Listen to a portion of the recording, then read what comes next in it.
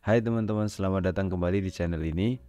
Kali ini kita akan membahas topik menarik, yaitu mengapa kita cenderung lebih konsisten dalam perilaku buruk.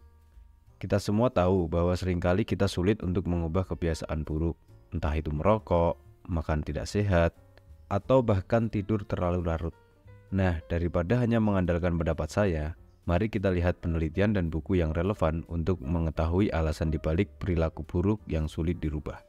Ternyata ada beberapa penelitian yang mengungkapkan mengapa kita lebih konsisten dalam perilaku buruk. Salah satu faktor utama adalah ketertarikan kita pada kebiasaan tersebut. Ketika kita melakukan sesuatu tindakan berulang kali, otak kita membentuk jalur syaraf yang kuat, yang membuat perilaku tersebut menjadi otomatis. Inilah sebabnya mengapa kita sering merasa sulit untuk merubah kebiasaan buruk kita.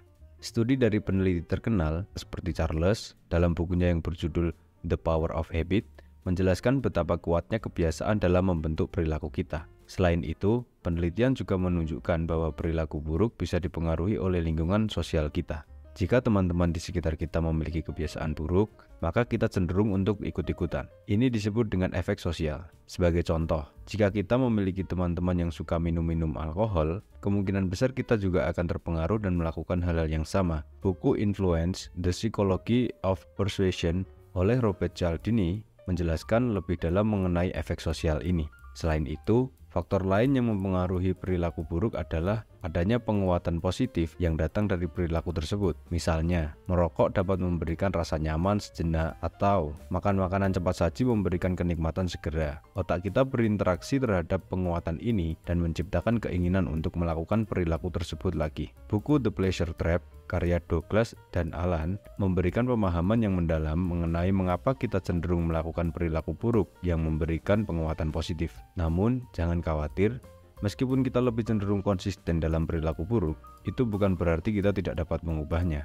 Dalam buku Atomic Habit oleh James Clear, ia menguraikan strategi praktis untuk mengubah kebiasaan buruk menjadi kebiasaan yang lebih baik. Salah satunya adalah dengan memecah kebiasaan tersebut menjadi bagian lebih kecil dan terstruktur, serta menciptakan lingkungan yang mendukung perubahan positif.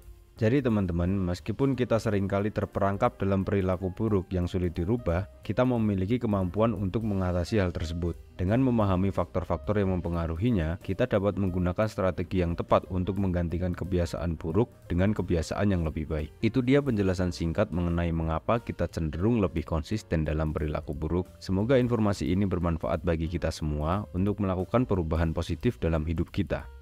Terima kasih sudah menonton video ini. Jangan lupa like, subscribe, dan bagikan video ini kepada teman-teman yang mungkin juga ingin tahu lebih banyak tentang topik ini. Terima kasih sudah menonton. Sampai jumpa di video selanjutnya.